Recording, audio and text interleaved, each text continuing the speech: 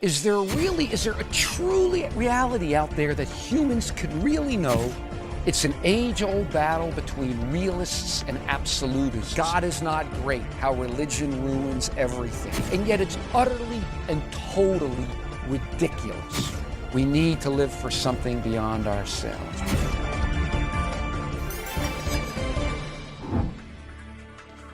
A number of years ago, I was visiting San Francisco, and I had my family in tow with me, and we were walking somewhere down one of the streets, and then I looked up and I saw this sign, and it said City Lights, and I yelled out, "City Lights!" I was thrilled. And see, I had once been a fiction writer, and when I walked saw the City Lights bookstore, I had thought I had wandered into Mecca. It was founded in the 1950s. City Lights sort of became the center of the beat generation. It's from where we got the word beatnik. In fact, Allen Ginsberg, one of the famous beats, once read a poem out there out loud called Howl. And it begins, "I saw the best minds of my generation destroyed by madness." And there's some very interesting lessons I think we can get from the beats.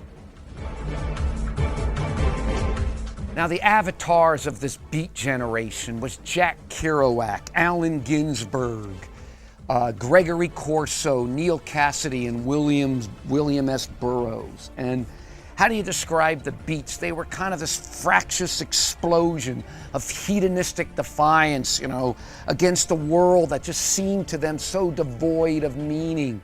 They tried to find meaning, even if really you talk about people looking in the wrong places to find meaning.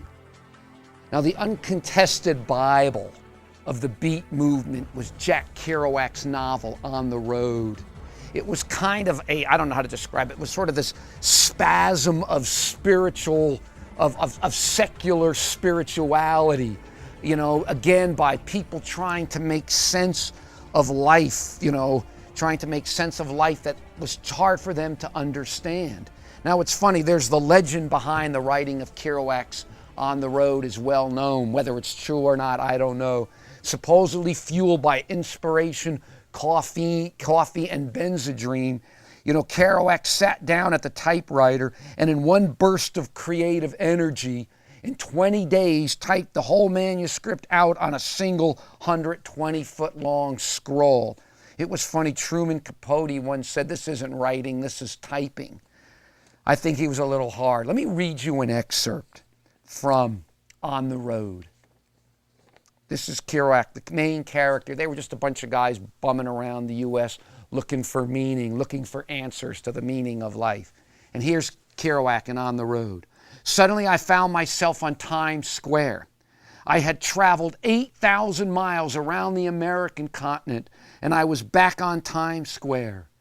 And right in the middle of the rush hour too, seeing with my innocent road eyes the absolute madness and fantastic horror of New York with its millions and millions hustling forever for a buck among themselves, the mad dream, grabbing, taking, giving, sighing, dying, just so they could be buried in those awful cemeteries beyond Long Island City."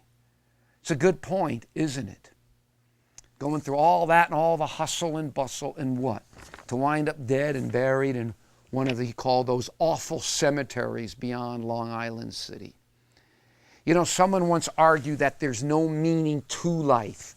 There's meaning in it. That sounds quite profound, but I'm not so sure simply to change one preposition to another, changing to in can do the trick, and suddenly you have meaning in life. You can try to find meaning in life in each moment, and if that works for you, and I guess that's what these folks were trying to do. In the end, though, what good does that do? How well does that work if in the end, the life as a whole turns out to be meaningless? You just live for the moment, that's all? Here's another excerpt from On the Road. This is one of the most famous ones. Every now and then you go to some old poster store or something, you could find this quote from Kerouac on the road. Just helps give you an idea of at least what they were thinking. The only people for me are the mad ones, the ones who are mad to live, mad to talk, mad to be saved, desirous of everything at the same time, the ones who never yawn or say a commonplace thing, but burn, burn, burn like a fabulous yellow Roman candles exploding like spiders across the stars, and in the middle you see the blue center light pop, and everyone goes, "Aw." Yeah, they were definitely some intense guys. And they viewed themselves as spiritual. Kerouac always insisted that the beats were spiritual. Yet any spirituality that existed only for the moment, will tend to self-destruct. Because as humans, however much we want to live in the moment, the future and the idea of eternity, the idea of transcendence, it always stares us in the face. And thus we're constantly confronted. We're constantly confronted with the difference between ourselves, purely finite, transitory, and passing away. We contrast that with the idea of eternity, the idea of an existence that's going to be going on, that's going to be there long after we're gone. And I think that's a struggle that we all face.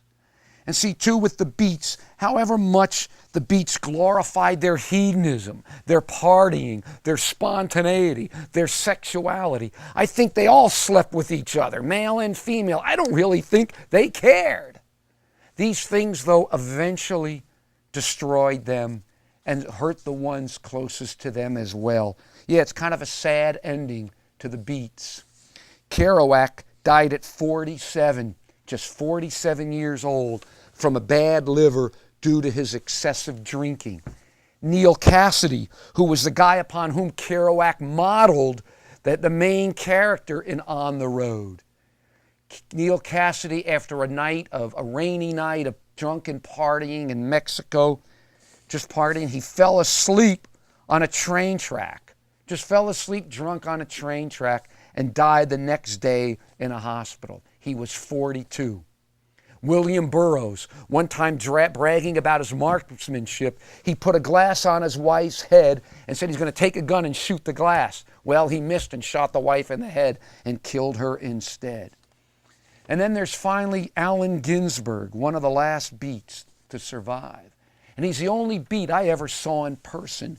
I was in the Milky Way bar in Amsterdam years ago, and Ginsberg was performing there. And he read this beautiful poem about burying his father. It was a beautiful poem.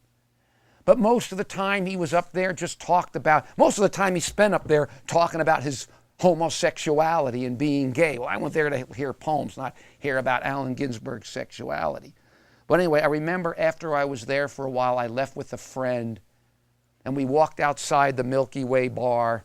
We were walking down the street, and we were talking about the performance. And I remember saying to my friend, I said, he sounded to me like just sort of a tired old man. Anyway, that's the background of the Beats. And with that background, I walked into the store with my wife and my kids and wandered around City Lights, which was this famous, it's almost like an idolatrous place, a Mecca.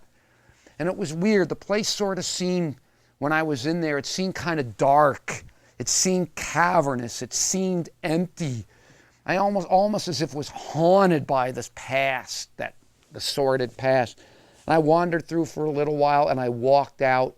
I bought nothing, and I walked back out into the streets with my family. I'm very glad I don't have to judge the Beats. I don't know their hearts. Ultimately, I guess God's the ultimate judge. I just look at their life, look at what they espoused and their quest for answers, and I just don't think they found what they were looking for. And I think for myself, I could relate to them as I was reading them when I was younger, because I too was searching for answers. I was searching for the meaning. What was the purpose of my life? I mean, we're here, we exist. I mean, my eye has a purpose, my nose has a purpose, the air has a purpose, everything has a purpose. And yet it all ends in purposelessness.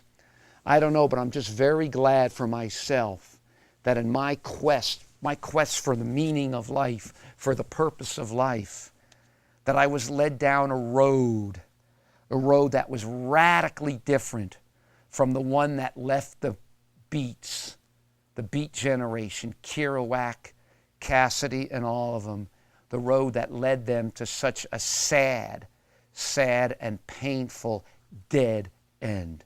Because I think in the end, the path that they took ultimately was nothing but a dead end.